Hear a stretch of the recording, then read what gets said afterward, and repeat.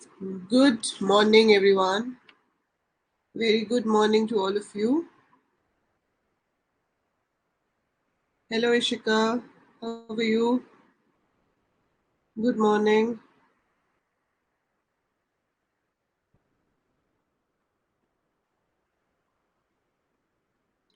Hi, Jia.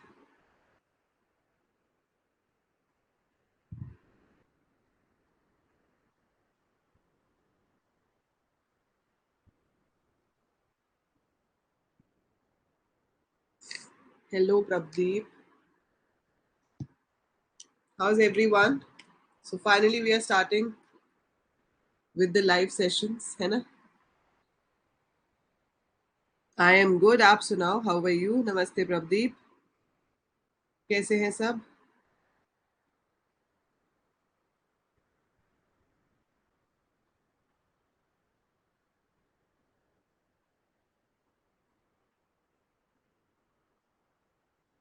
कोई सा भी ओपन नहीं हो रहा या सिर्फ एक टेस्ट में प्रॉब्लम आ रही है?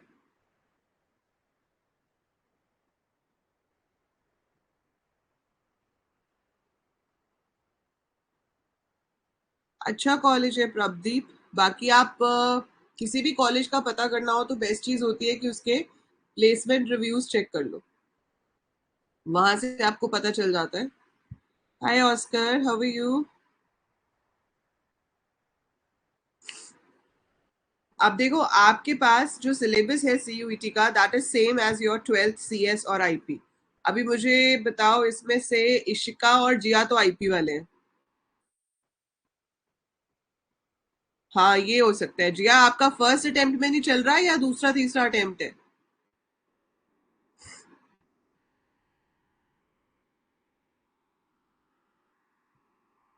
All good. That's great. So अभी हमारा नेक्स्ट मंथ किसी भी टाइम सीयूईटी के एडमिट कार्ड्स आ जाएंगे, बिकॉज 20th मई के बाद एग्जाम जो है दैट इज. मैं एक बार उसके नंबर ऑफ अटेम्प्ट चेक कर लेती हूँ, कहीं उसका नंबर ऑफ अटेम्प्ट 1 ना हो गया हो सेट कहीं. Let me check that. ठीक है.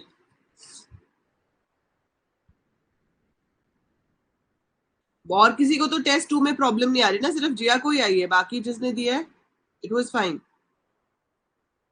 Late me open and check once.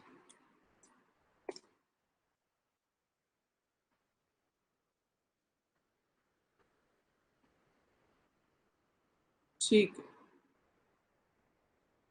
Okay, सो अब आप लोग मुझे बताओ. वैसे तो this is a Q n A session, ठीक है. तो नेक्स्ट वीक से हम टॉपिक वाइज, जो टॉपिक्स आपने 12th में नहीं किए हैं लेकिन आपको सिलेबस में है और उसमें आपको प्रॉब्लम आ रही है, तो we will be discussing that. और जैसे पहले रोज एक एमसीक्यू की वीडियो यूट्यूब पे आती थी, वैसे मंडे से हम फिर से शुरू करेंगे. So every day you will be getting, every day you will be getting practice questions over there. ठीक है. और लाइव क्लासेस आपकी जब तक आपके एग्जाम की डेट नहीं आती है तब तक ऑल्टरनेट डेज पे होगी. जब डेट आ जाएगी, जब 8-10 दिन रह जाएंगे, तो रोज होगी. बाइनरी फाइल करा दो. ठीक है. फाइल हैंडलिंग ही करा देती हूँ. बाइनरी में ही सबको प्रॉब्लम है ना. ठीक है जी. तो बाइनरी फाइल शुरू कर लेते हैं आज, है ना. सो सबसे पहले तो देखो, फाइल हैंडलिंग होती क्या है. फाइल हैंडलिंग होती है कि आपको जो डेटा है वो परमानेंटली स्टोर कराना. चलो एक काम करते हैं, आज टेक्स्ट फाइल्स करते हैं, अगली क्लास में बाइनरी फाइल्स कर लेंगे. ठीक है. क्योंकि that is the actual way of doing. जब फाइल हैंडलिंग करते हैं तो पहले टेक्स्ट फाइल करना चाहिए, उसके बाद बाइनरी फाइल करना चाहिए, ताकि आपको पहले फाइल्स का पर्पस समझ में आ जाए. Fine. Agreed. Everyone is agreed on this. So अभी तक देखो, आप जब नॉर्मल पाइथन के प्रोग्राम्स बनाते हो तो जो आपका आउटपुट होता है वो कहाँ पे होता है? Your output is on RAM. RAM में है. ठीक है. अब वो रैम में है, तो जैसे ही प्रोग्राम खत्म होता है तो रैम में जो भी डेटा है वो इरेज हो जाता है. So that is all gone. I can't get it back. तो अगर आपको परमानेंट स्टोरेज चाहिए तो वो दो तरीके से होती है, या तो हम फाइल्स में स्टोर करा लें या फिर डेटाबेस मैनेजमेंट सिस्टम्स के थ्रू. है ना। तो फाइल में जब हम स्टोर कराते हैं तो क्या हो जाती है, फाइल हैंडलिंग। और डेटाबेस मैनेजमेंट सिस्टम आपने किया था कि आपके पास MySQL में डेटा होगा, पाइथन से हम उसमें राइट कर सकते हैं या रीड कर सकते हैं।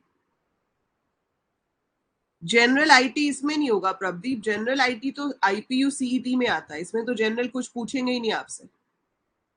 CUET में जनरल कुछ नहीं पूछते हैं, CUET तो 12th के सिलेबस के हिसाब से है, और 12th में जनरल आईटी नहीं पूछा जाता, ठीक है। जनरल आईटी जो आपको पढ़ना है वो पढ़ना है अगर आप IP यूनिवर्सिटी का CET प्रिपेयर कर रहे हो तो। उसकी क्लास भी है आज, IP यूनिवर्सिटी के CET की लाइव क्लास है आज 3:30 बजे, 3:30 या 3 o'clock है। I have kept one live class for that also today. ठीक है, but that's another thing. So CET अलग है, CUET अलग है. So ये आप बिल्कुल ध्यान रखेंगे कि दोनों चीजें बिल्कुल ही डिफरेंट हैं.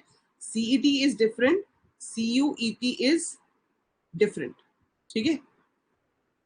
So अब यहाँ पर फाइल हैंडलिंग करते हैं. So let me share the screen and explain you what is file handling.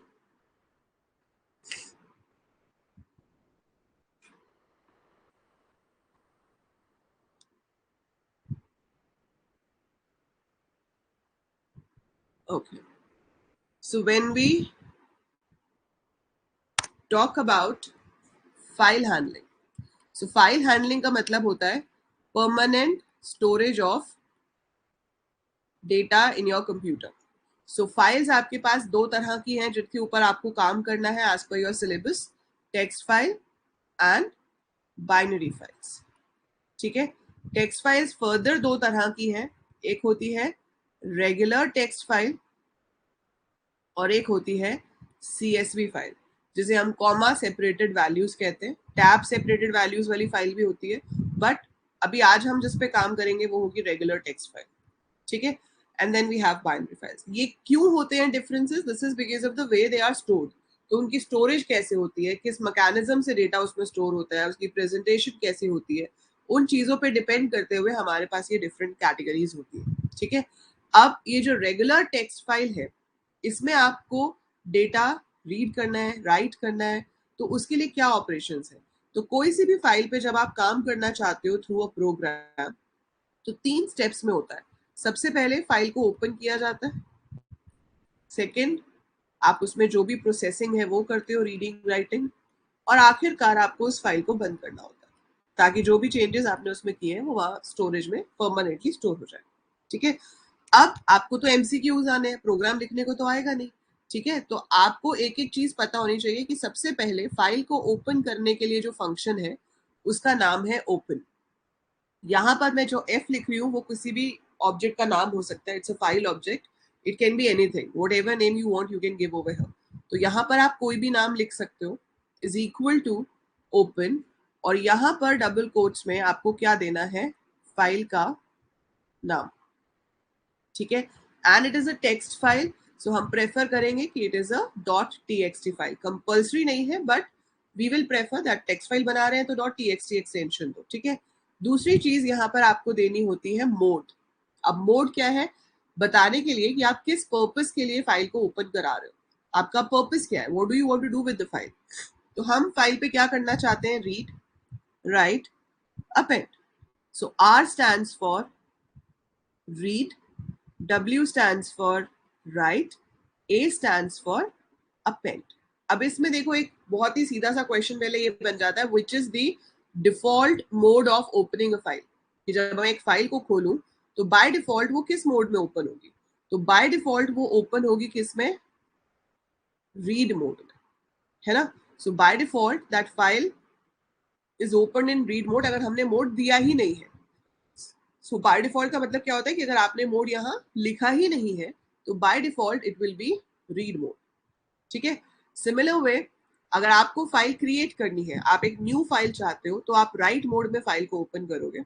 अगर उस नाम की फाइल एग्जिस्ट नहीं करती है तो वो न्यू फाइल बना देगा, बट अगर उस नाम की फाइल एग्जिस्ट करती है तो उसका प्रीवियस कंटेंट जो है वो इरेज हो जाएगा, ठीक है। सो previous content will be erased, so previous content is erased, और अगर थी ही नहीं तो in any case new file बनेगी बनेगी, पर आप चाहते हो कि आपको फाइल में राइट करना है लेकिन पिछला डिलीट नहीं होना चाहिए। सो पिछला जो था वो फाइल में रहे और मैं नया और राइट कर पाऊं। So previous content should be there and I should be able to add more content to it.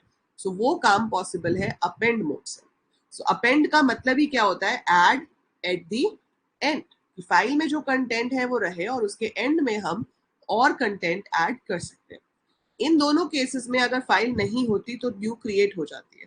So if file does not exist a new one is created. ठीक है, इन बोथ द केसेस, चाहे आप read में open करो चाहे आप append में open करो, सॉरी चाहे आप राइट में ओपन करो चाहे आप अपेंड में ओपन करो, but read is the only mode जिसमें अगर फाइल ओपन करनी है तो एग्जिस्टिंग होनी चाहिए। So it must be existing if you want to open in read mode. अगर आपके पास वो फाइल एग्जिस्ट नहीं करती है और आप उसको रीड मोड में ओपन करते हो तो एरर आ जाएगा। ठीक है, so it must be existing if you want to open the file in read mode. If it is not existing we will get an error for that. ठीक है, सो ये छोटे छोटे पॉइंट्स हैं लेकिन ये बहुत इंपॉर्टेंट होते हैं जब ऑब्जेक्टिव टाइप क्वेश्चंस पूछे जाते हैं, क्योंकि उसमें वो छोटी छोटी चीज के ऊपर क्वेश्चन बना देते हैं। तो यहाँ से इस स्क्रीन से हमने क्या क्या सीखा कि आपके पास तीन मोड्स होते हैं, R W A. R stands for read, W stands for write, A stands for append. By default R होता है, मतलब अगर कुछ भी मोड ना दो तो वो आर लेगा। आर में फाइल तभी खुल सकती है जब एग्जिस्ट करती हो, अगर एग्जिस्ट ना करती हो तो हम आर में फाइल ओपन नहीं कर सकते हैं। ठीक है, डब्ल्यू और ए के थ्रू हम फाइल में राइट करा सकते हैं। डब्ल्यू से हमेशा खाली फाइल ही मिलेगी, पुराना कंटेंट इरेज हो जाएगा। अगर एग्जिस्ट करती है, नहीं करती तो वैसे भी न्यू ही बननी है। तो in any case you are going to get a blank file जिसमें हम राइट कर सकते हैं। अपेंड में पिछला भी आता है और उसके आगे का भी, जो अब राइट करोगे वो भी उसमें स्टोर हो जाता है। ठीक है, so it keeps the previous content plus जो नया हम राइट करेंगे वो भी उसमें स्टोर हो जाएगा। So that is read, write, append. ये तीन मोड्स हो गए हमारे पास यहाँ पे। ठीक है, तो हम डिसाइड कर लेंगे कि किस मोड में हम काम करना चाहते हैं। जब सारा काम हो जाए तो लास्ट में एफ डॉट क्लोज लिखकर फाइल को बंद करते हैं, सो दैट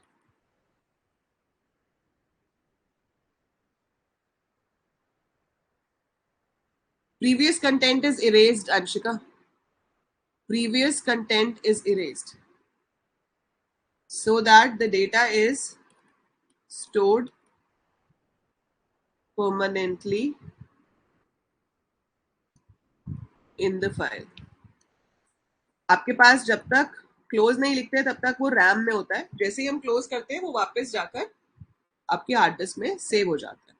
ठीक है, अब रीड राइट कैसे करेंगे? रीड राइट के लिए हमारे पास फंक्शंस हैं। If you have to write into a file, writing के लिए दो फंक्शंस हैं, एक का नाम है राइट, एक का नाम है राइट लाइन। कोई खास फर्क पड़ता नहीं है दोनों से, राइट लाइंस और राइट से, दोनों के थ्रू आप राइट कर सकते हो। एक होता है रीड, एक होता है रीड लाइन और एक होता है रीड लाइंस। ये तीनों आपको बहुत अच्छे से आने चाहिए। तीनों का पर्पस सेम है, रीड करना, लेकिन अलग अलग तरीके से रीड करते हैं। सो ये मैं आपको भी बताऊंगी कि कैसे होते हैं। ठीक है, सो सबसे पहली बात आती है writing. You want to create a file. मान लो मैं एक फाइल बनाना चाहती हूँ और मैं यूजर से पूछना चाहती हूँ कि कोई भी 5 सेंटेंसेस बताओ, I want to write it into the file. So it's quite simple.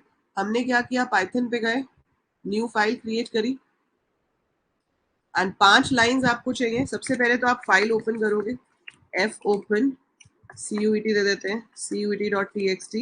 I want to create a new file, तो मैंने W मोड में फाइल ओपन कर ली। ठीक है, अब क्या किया मैंने, यहाँ पर दो लाइंस कोई भी मुझे यूजर से पूछनी है और फाइल में राइट करानी है, मान लो। तो मैंने लिखा इनपुट एंटर लाइन। तो जो भी यूजर ने इनपुट किया वो मैंने फाइल में राइट कराना है।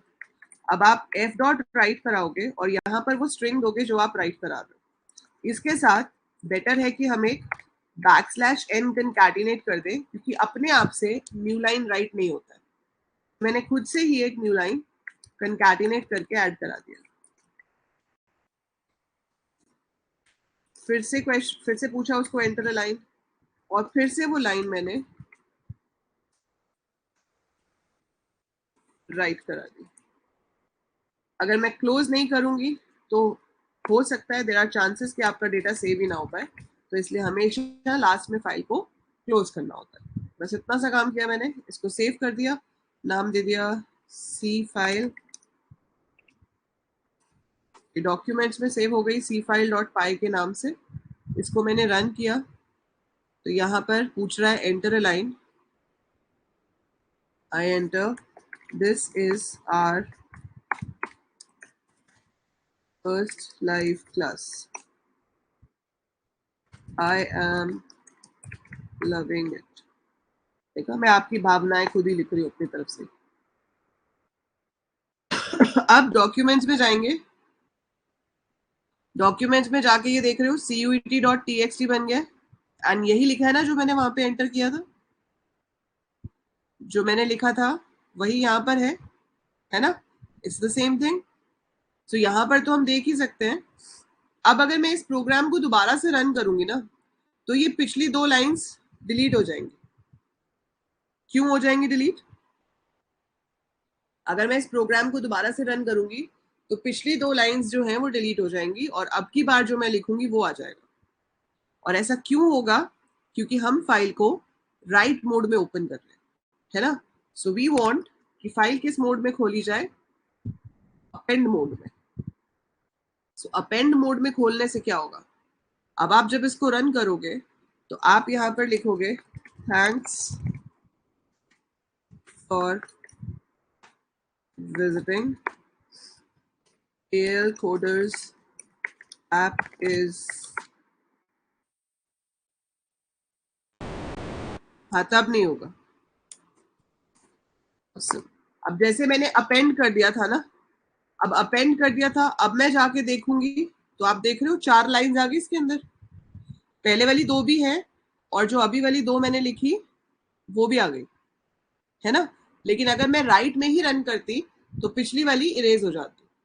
So that's the difference between right and append, कि राइट जो है वो पुराना कंटेंट इरेज कर देगा और नए कंटेंट को ही सिर्फ दिखाएगा। पर हमें पुराना भी चाहिए था, नया भी चाहिए था, इसलिए हमने फाइल को अपेंड मोड में खोला ताकि पिछला भी रहे और नया वाला भी रहे। पर अब मैं डॉक्यूमेंट्स में जाके फाइल क्यों देखूं? मैं यहीं से रीड करना चाहती हूँ तो मैं कर सकती हूँ। फाइल का नाम क्या है? CUET.txt। फाइल किस मोड में ओपन करनी है? रीड मोड में। मैंने यहाँ पे कुछ भी वेरिएबल का नाम दे दिया, बिल्कुल भी जरूरी नहीं है कि उसका नाम डेटा हो, I just given it like this, और फिर मैंने उसको प्रिंट करा दिया। ठीक है, सो इसको मैंने प्रिंट करा दिया, नाम दे दिया कुछ भी, रीड फाइल। तो इसको अब हम रन करते हैं। सो यू कैन सी यही 4 लाइंस लिखी थी ना हमने, यही लिखा था, ये आपके प्रोग्राम से रीड होके आ गया। This is our first live class. I'm loving it. Thanks for visiting. AL Coder app is awesome. This is what we wrote. We are getting it over here. So read function जो है वो क्या करता है? पूरा का पूरा file का डेटा एक ही बारी में रीड कर लेता है। ठीक है, it reads the whole content at once as a string. अगर मैं ये आर हटा भी दूंगी, अगर मैंने यहाँ से आर हटा भी दिया और इसको रन किया तो भी वो ऐसे ही आएगा, क्योंकि डिफॉल्ट मोड क्या था? आर। अगर हमने कोई भी मोड ना दिया हो तो by default it is R. और अगर आप बाय चांस ऐसी फाइल दो जो एग्जिस्ट ही नहीं करती, मान लो मैं CET.txt रीड करना चाहती हूँ, अब CET तो है ही नहीं, तो क्या हो जाएगा? नो सच फाइल और डायरेक्टरी, ऐसी कोई फाइल और डायरेक्टरी हमारे पास नहीं है ना।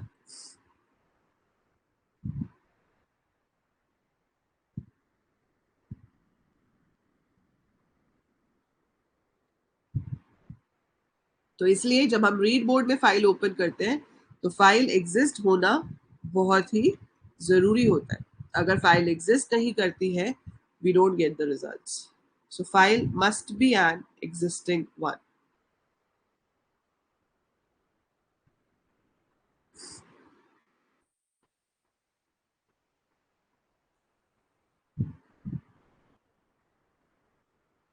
राइट?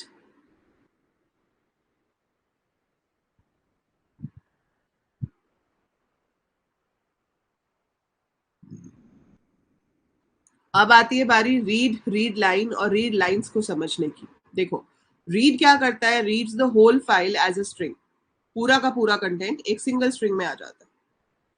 अगर आप रीड लाइंस लिखते हो तो भी पूरा का पूरा कंटेंट आएगा, लेकिन वो पूरा का पूरा कंटेंट जो आएगा वो लिस्ट ऑफ स्ट्रिंग्स की फॉर्म में आएगा। So as you can see here, this is your first list, मतलब first string in the list. Then you have the second one, then you have the third one, and then you have the fourth one. So 1 2 3 4 है ना। so 4 हमारे पास strings आ गए। Understood. सो ये किस form में आई, list of strings. तो यहाँ पर आपको ये डेटा टाइप जो है वो याद रखना है, क्योंकि एमसीक्यू में यही आ जाता है कि बताओ किस टाइप का जो डेटा है वो रीड होके आ रहा है। तो अगर तो हम रीड यूज कर रहे हैं, सो पूरा का पूरा डेटा रीड होता है एज अ स्ट्रिंग। अगर आप रीड लाइन यूज कर रहे हो तो भी एक लाइन रीड होके आती है एज अ स्ट्रिंग। लेकिन अगर आप रीड लाइंस यूज कर रहे हो, सो पूरा का पूरा डेटा आता है as a list of strings. So this is the data type, जिस डेटा टाइप में आपकी वैल्यूज रीड होके आती है। सो रीड में स्ट्रिंग है, रीड लाइन में भी स्ट्रिंग है, और रीड लाइंस में जो डेटा टाइप है उसका वो है लिस्ट ऑफ स्ट्रिंग्स। अब आपको इस पे क्वेश्चन कैसे आ सकता है, आपको क्वेश्चन ऐसे आ सकता है कि तो डेटा टाइप पूछ लिया, ठीक है। दूसरा आपको ऐसे पूछ सकते हैं कि यहाँ पे प्रिंट डेटा की जगह print lane of data print करा दिया। अब बताओ क्या आंसर आना चाहिए, जो अभी हमारे पास फाइल में डेटा है उसके हिसाब से यहाँ पर क्या आंसर आना चाहिए। सो आपके पास मल्टीपल चॉइस ऑप्शंस दी होंगी कि चूज करो आंसर। तो इसका आंसर होगा how many lines you have, क्योंकि रीड लाइंस में आपके पास, yes very good Jiya, so it will be 4। 4 lines है हमारे पास, तो आपकी जो लिस्ट है उसकी लेंथ क्या हो जाएगी, 4।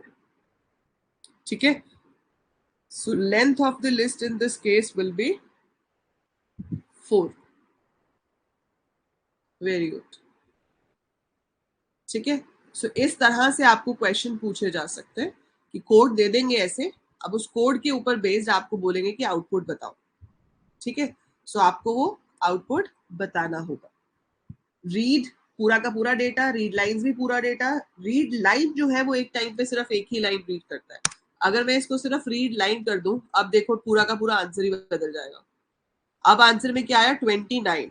क्यों आया 29, क्योंकि रीड लाइन ने ना सिर्फ पहली लाइन रीड करी, ये वाली। Read line reads only one line at a time, तो उसने सिर्फ ये फर्स्ट लाइन को रीड किया। और इसमें आप कैरेक्टर्स काउंट करके देख लो, 29 कैरेक्टर्स होंगे including spaces.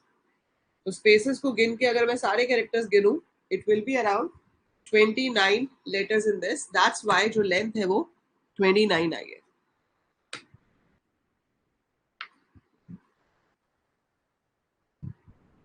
You get it.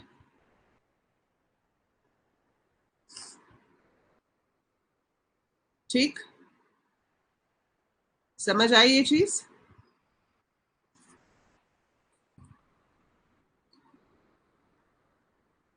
ठीक है।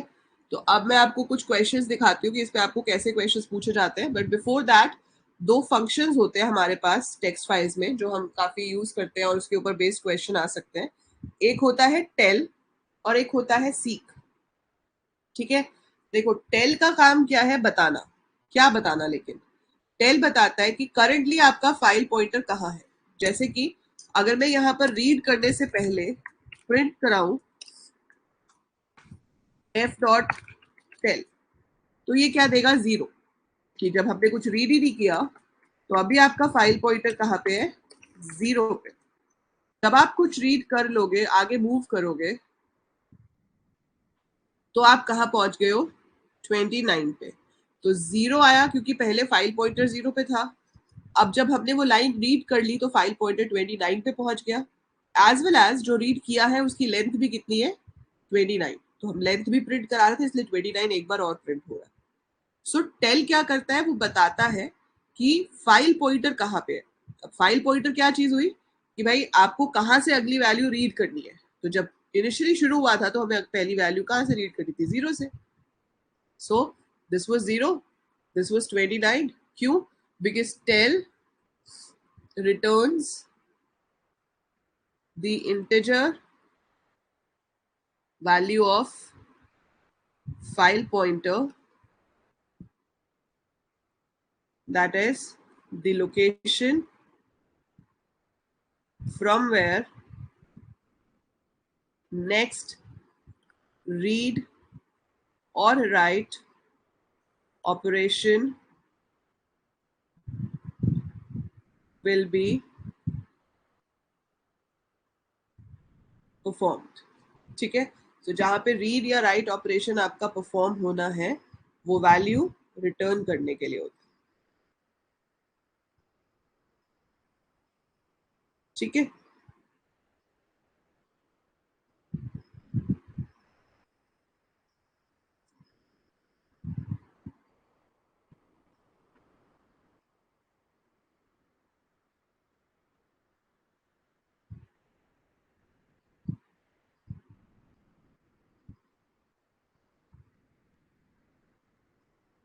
इन सबके नोट्स, इन सबके नोट्स है ना सीएस वाले उसमें. बेटा 12 सीएस वाले नोट्स ले लो, फ्री स्टडी मटेरियल में है, मैं इधर भी ऐड कर दूंगी. मेरे ख्याल से मैंने ऐड किए भी थे, अगर नहीं किए थे मैं अभी आज ऐड कर देती हूँ. I will add today itself. ठीक है, इसके पूरे मेरे हैंड रिटन नोट्स हैं. फाइन, समझ आ गया ये. अब टेल तो होता है जो कि बताता है कि फाइल पॉइंटर कहां पर है. कभी अगर आपको फाइल पॉइंटर की पोजीशन चेंज करनी हो तो हम सीक यूज कर सकते हैं. सीक में हम ऑफसेट मतलब बाइट नंबर देते हैं कहां पे मूव करना है, एंड यहां पर रेफरेंस पॉइंट देते हैं. ठीक है, जैसे मैंने यहां पर लिख दिया, आई शो यू एक चीज. मैंने यहाँ पर टेल तो करा लिया, ठीक है. अब उसके बाद मैं यहाँ पर लिख देती हूँ एफ डॉट सीक 10. तो ये कहाँ चला जाएगा, कैरेक्टर नंबर 10 पे. सीक से ये जाता है, मतलब हम उसको मूव करा रहे हैं. अब मैंने इसको रन किया तो आप देख रहे हो कि पहुंचेगा तो वो 29 पे, लेकिन उसने अब जो कैरेक्टर्स रीड किए वो कितने की रीड किए, 19. क्यों, क्योंकि वो पहले 10 पे पहुंचा और 10 पे पहुंचने के बाद वहां से उसने बची हुई लाइन को रीड किया. वो जो बची हुई लाइन है वो क्या है, आर फर्स्ट लाइव क्लास. ठीक है, इससे पहले के लेटर्स तो रीड ही नहीं हुए क्योंकि हमने सीक की हेल्प से डायरेक्टली उसको पोजीशन 10 पे मूव करा दिया. और पोजीशन 10 पे मूव होने के बाद रीड लाइन एग्जीक्यूट हुआ तो उसने 10 पोजीशन से जितने कैरेक्टर्स थे उनको रीड कर लिया. और वो कितने कैरेक्टर्स रीड हुए, 19. समझ आया. ठीक है, अब एक चीज है जो चलती तो है नहीं यहाँ पर प्रैक्टिकली, बट आपको पता होना चाहिए कि सीक के साथ हम दो चीजें देते हैं. एक तो बाइट नंबर जिसको हम ऑफसेट कहते हैं. ठीक है जिया, इसमें देखो आप क्या करते हो, सीक से हम किसी भी जगह पर जा सकते हैं. जैसे टेल तो बताता है ना कि फाइल पॉइंटर कहाँ पे है, लेकिन अगर आपने फाइल पॉइंटर को खुद को मूव कराना है किसी जगह पे तो टेल ने तो आपको बता दिया कि फाइल पॉइंटर यहाँ पर है, और जब भी हम रीड राइट करते हैं तो वो अपने आप ही फाइल पॉइंटर आगे आगे शिफ्ट करता है. पर अगर आप खुद से उसको चेंज कराना चाहते हो, नहीं, सीक से लाइन रीड नहीं होता, सीक सिर्फ पॉइंटर को ही मूव करता है. उसके बाद रीड करना है या राइट करना है उसके लिए आपको अलग से फंक्शन कॉल करना पड़ेगा. पर सीक का काम सिर्फ इतना है कि फाइल पॉइंटर को उस जगह पर ले जाए. उसके बाद जो भी काम करना है रीड राइट वो आपको लिखना पड़ेगा अलग से. ठीक है, तो हम सीक के साथ क्या करते हैं, जैसे आपने लिख दिया एफ डॉट सीक 5, तो वो फाइल पॉइंटर 5 पे चला जाएगा. अब आप उसके बाद क्या करते हो, आप वहां से रीड करते हो, आप वहां पे राइट करते हो, जो भी काम करोगे वो इस लोकेशन पे होगा. मतलब 0 1 2 3 4 5, तो फिफ्थ बाइट पे जाकर वो काम आपका परफॉर्म होगा. हाँ, टेल तो बताता है, टेल इनिशियली 0 पे होता है, फिर जैसे जैसे हम रीड करते जाते हैं वो आगे मूव करता जाता है. और सीक कहीं पे होता नहीं है, सीक तो बताने के लिए होता है कि फाइल पॉइंटर को कहाँ लेके जाना है. सीक का मतलब ढूंढो, वहां पे पहुंचो, है ना.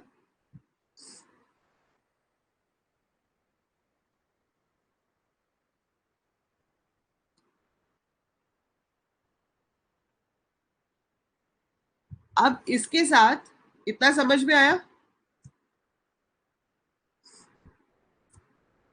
इतना समझ में आया. हाँ 5 कैरेक्टर से शुरू करके पूरी लाइन रीड कर देगा, और अगर मैं रीड लाइन की जगह रीड कर दूंगी तो पूरी की पूरी फाइल रीड कर देगा।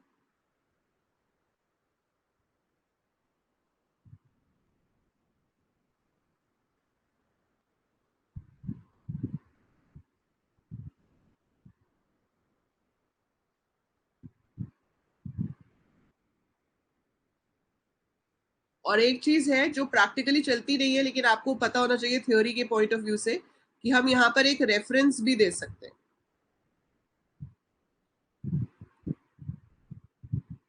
अभी बताती हूँ, एक बार ये बता दूं रेफरेंस पॉइंट। ये रेफरेंस पॉइंट क्या होता है? इट कैन बी 0, 1 या 2। आपको बस ये याद रखना है कि 0, 1, 2 का मतलब क्या है।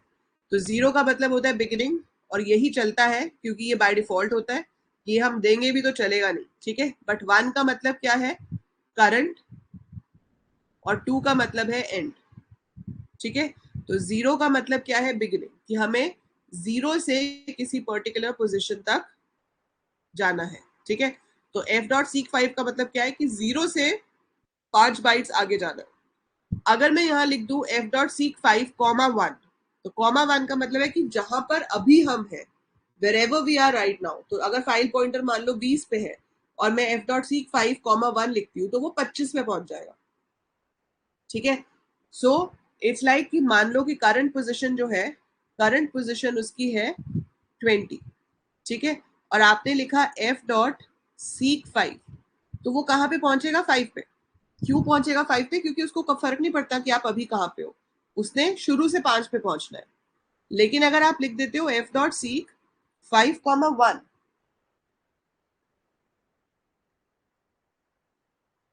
ठीक है। सो यहां से क्या होगा? 5,1 करने से क्या होगा? It will reach to 25। इसमें मैं नेगेटिव भी दे सकती थी। अगर मैं -5,1 देती तो वो 20 से 5 पीछे चला जाता 15 पे। सिमिलर वे 2 का मतलब होता है एंड, तो इसका मतलब है कि लास्ट से आपको 5 कैरेक्टर्स पीछे आना है। सो हमें तो पता नहीं लास्ट कहाँ पे है, पर जहां पे भी एंड है उससे 5 कैरेक्टर्स पीछे आ जाएगा। सो फिफ्थ लास्ट पोजिशन पे आ जाएगा।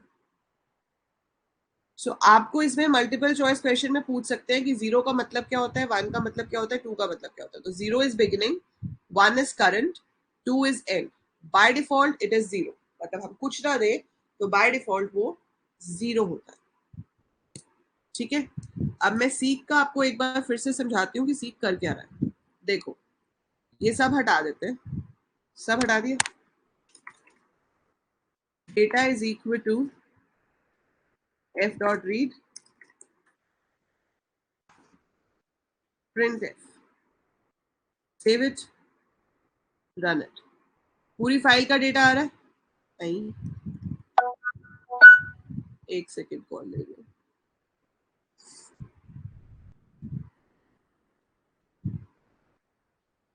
Yes Jiya, hello hello.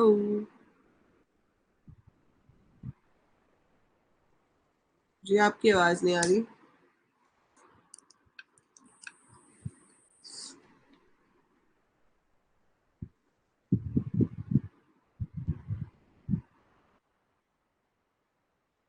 अच्छा, मैंने एफ को प्रिंट करा दिया, डेटा को प्रिंट करा दो। ये आ रहा है, ठीक। अब आपने यहाँ पे क्या लिखा? एफ डॉट सीक 4, मतलब 4 पोजिशन पे चले जाओ। अब मैंने रन किया तो 4 क्या हुआ? 0 पे टी है, फिर 1, फिर 2, फिर 3, फिर 4। 4 का है स्पेस पे, तो उसने देखो स्पेस से रीड करना शुरू किया, क्योंकि आपका पॉइंटर कहाँ चला गया था? 4 पे। और जब हम रीड करना शुरू करते हैं तो वो रीड कहाँ से करना शुरू करेगा? 4 पोजिशन से। तो सीख का मतलब होता है कि आप उसको किसी भी जगह पर ले जा सकते हो। अगर आपने यहाँ 4 की जगह 40 किया होता और आप रन करते हैं, सो ये आ रहा है। अब आप ये गिन के देख लो, यहां तक हम 40 पे पहुंचेंगे, ये स्पेस पे, तो इसलिए वो यहाँ ऑनवर्ड्स दिखा रहा है। ठीक है, रेफरेंस पॉइंट वाली चीज प्रैक्टिकली चलती नहीं है, वो एरर देगी, तो वो हम ट्राई नहीं कर सकते, बट आपको थ्योरेटिकली पता होना चाहिए। बट सीक का मतलब है सिर्फ इतना है, सिर्फ इतना सा छोटा सा मतलब है कि आप किसी भी जगह पर फाइल पॉइंटर को लेकर जा सकते हो, ताकि जब अगला रीड या राइट ऑपरेशन हो तो वो उस जगह पर हो। समझ पा रहे हो अब आप इसे?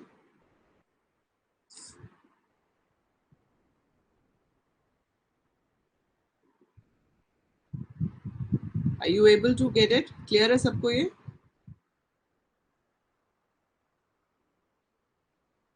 जिया, ऑस्कर, इज इट क्लियर?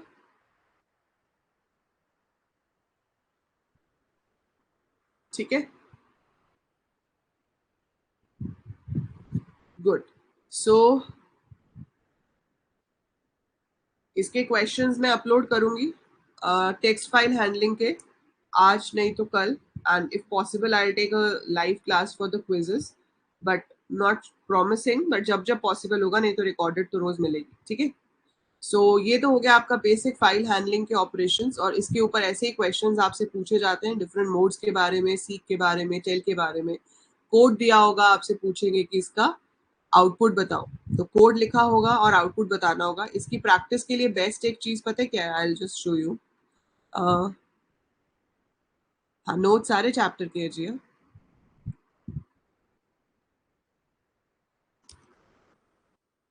जो इसमें ना एक फोल्डर मैं दिखा देती हूँ आपको, देखो एक second, let me share the screen.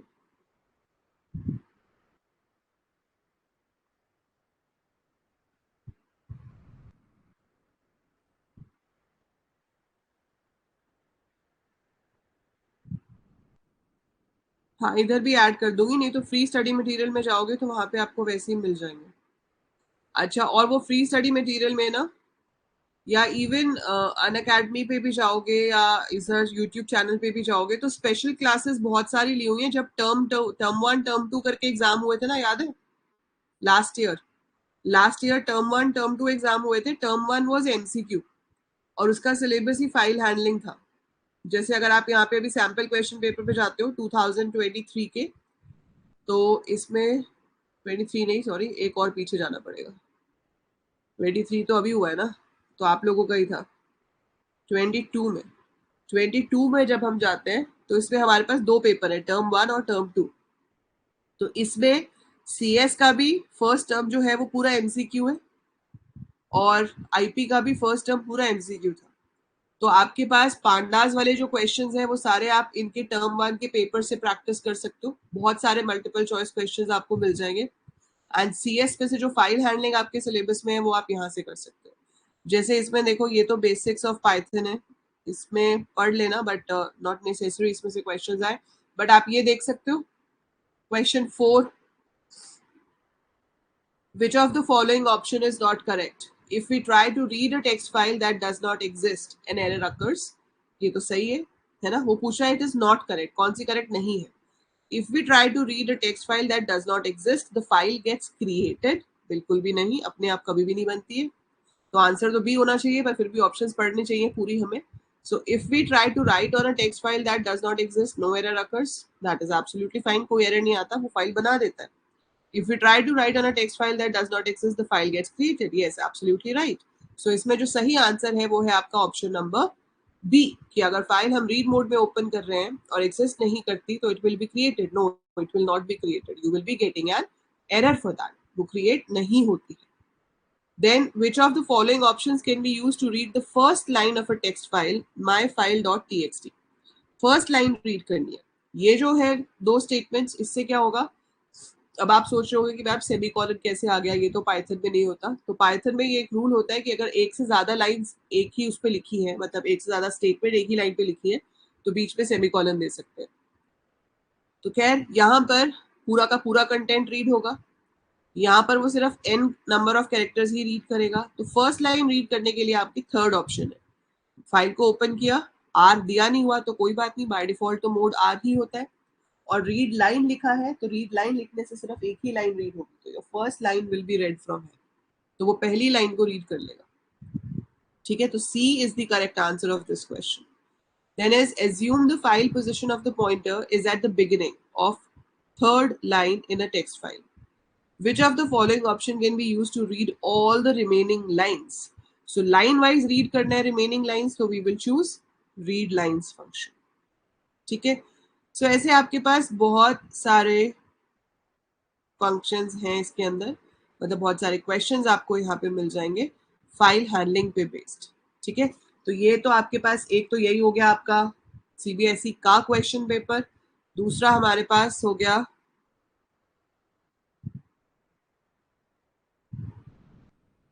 Read में सारा पढ़ेगा, रीड लाइन में first line and read lines में लिस्ट ऑफ स्ट्रिंग्स. हाँ जी, यस जी. और रीड लाइन में ऐसा नहीं कि फर्स्ट लाइन, जब फर्स्ट लाइन रीड हो जाएगी मैं फिर से रीड लाइन यूज करूंगी तो सेकेंड रीड हो जाएगी. मतलब एट अ टाइम एक लाइन रीड होती है. सो जो लाइन रीड हो चुकी है फिर अगली बार अगर हम रीड लाइन को कॉल करेंगे तो वो सेकेंड लाइन रीड करेगा, फिर से रीड लाइन को कॉल करेंगे तो वो थर्ड लाइन रीड करेगा and so on. But at a time it will read only one line. ठीक है, सो आप ये क्वेश्चंस प्रैक्टिस कर सकते हो, बाकी मैं तो कराऊंगी. फाइन. और होपफुली कल या परसों में जो लास्ट ईयर का सीयूईटी का पेपर साइट पे आया एनटीए की, है ना. वैसे तो मल्टीपल पेपर्स थे, सारे स्टूडेंट्स के पास अलग अलग क्वेश्चंस के सेट आए थे, पर जो भी सेट उन्होंने अपलोड किया है अभी, वो वाला पेपर हम सॉल्व करेंगे लाइव यूट्यूब पे. ठीक है, यस जिया बोलो.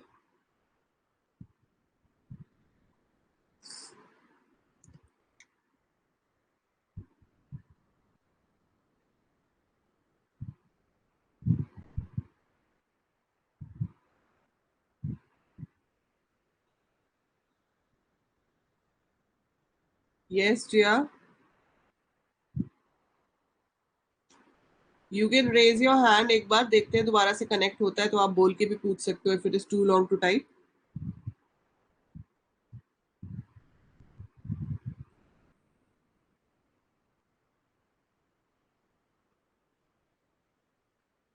नहीं, आपका सेक्शन ए जो है वो सेम होगा, सेक्शन B1 CS के लिए होगा और सेक्शन B2 IP के लिए होगा. तो अब आप CS जो CS वाले बच्चे हैं वो B1 सेक्शन करेंगे, IP वाले डाउट था कि yes. मतलब सीयूटी में जब एग्जाम देने जाएंगे हम तो उसमें विंडो पर आईपी का अलग सेक्शन आएगा और सीएस का अलग आएगा. इस चीज में बहुत ज्यादा कंफ्यूजन है क्योंकि मैथ्स कोर और मैथ्स अप्लाइड में तो अलग अलग आता है.